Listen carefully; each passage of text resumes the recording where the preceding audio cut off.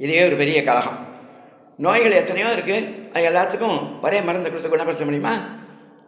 அதுமாரி ஆசைகள் எத்தனையோ இருக்குது, அது எல்லாத்தையும் பாவங்கள் எத்தனையோ இருக்குது, என்றைக்கே கிடையாது. அது எல்லாத்தையும் போக்குறதுக்கு ஒரே மருந்தை கொடுத்து குணப்படுத்த முடியுமா? ஒரே மந்திரத்தை சொல்லி குணப்படுத்த முடியுமா? இது ஒரு பெரிய கலகம். ஆனால் முடியும்.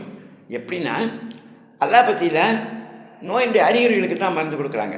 ஆனால் ஹோமியோபதியில் ஒரே ஹோமியோனால ஒன்றுன்னு அர்த்தம், அல்லானால வேறு வேறேன்னு அர்த்தம். அது மூல காரணத்துக்கு, நோயினுடைய மூல காரணத்துக்கு மருந்து கொடுக்குறாங்க. அதனால் அதை நீக்கிடலாம். அது பக்குவம் தான் வேறு வேறு. அது மாதிரி இயற்கை மருத்துவத்துலேயும் அப்படி தான். ஆனால் இப்போ இயற்கை உணவு கிடைக்க மாட்டேங்குது. உணவே மருந்து, மருந்தே உணவுன்னு ஹிப்போக்ரேட்ஸ் சொன்னார். ஆனால் எந்த தலைவலி மாத்திரையாவது கூட ஒரு மாத்திரை சாப்பிட்டா அவ்வளோதான் மயக்கம் வந்துடும். தூக்க மாத்திரையை கூட 2 சாப்பிட்டா கேட்கவே வேண்டாம். அதுமாரி எல்லாத்தையும் மாற்றிவிட்டாங்க. அப்படி உண்மையாக என்ன நேச்சுரல் க்யூரில் நான் சொல்கிறது. அதுமாரி உண்மை சித்தா வேறு, ஆயுர்வேதம் வேறு. சித்தா கெமிக்கல் சேர்த்தி, ஆயுர்வேதம் பியூர் இயற்கை. இப்போ அதையும் எல்லாத்தையும் ஒன்று பண்ணிட்டாங்க. அதனால் எதுவுமே நேரடியாக எடுத்துக்காட்டு சொல்கிற மாதிரி இல்லை. அப்படி உண்மையில் நம்ம ஒரு கற்பையாக ஒரு எடுத்துக்காட்டை வச்சுக்கணும்.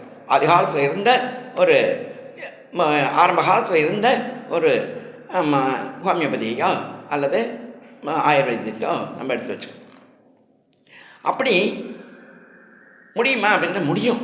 ஏன் அப்படின்னா, இந்த கஷ்டங்கள், ஜனங்கள் ரொம்ப கஷ்டப்படுறாங்க. எதனால் கஷ்டப்படுறாங்க?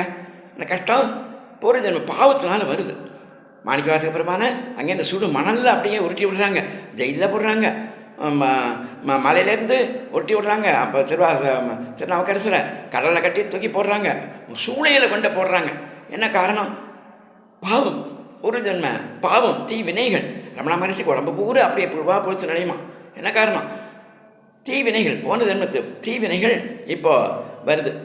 அதை என்ன பண்ணுறது? அதை நீக்கிட்டோம்னா நமக்கு தண்டனை வராது. அப்போ தீவினையை எப்படி நீக்கிறது? பஞ்சாட்சர மந்திரம் சொன்னால் போயிடுமா? அப்போ பஞ்சாட்சர மந்திரம் சொன்னிட்டு நான் கொள்ளையடிக்கலாமா?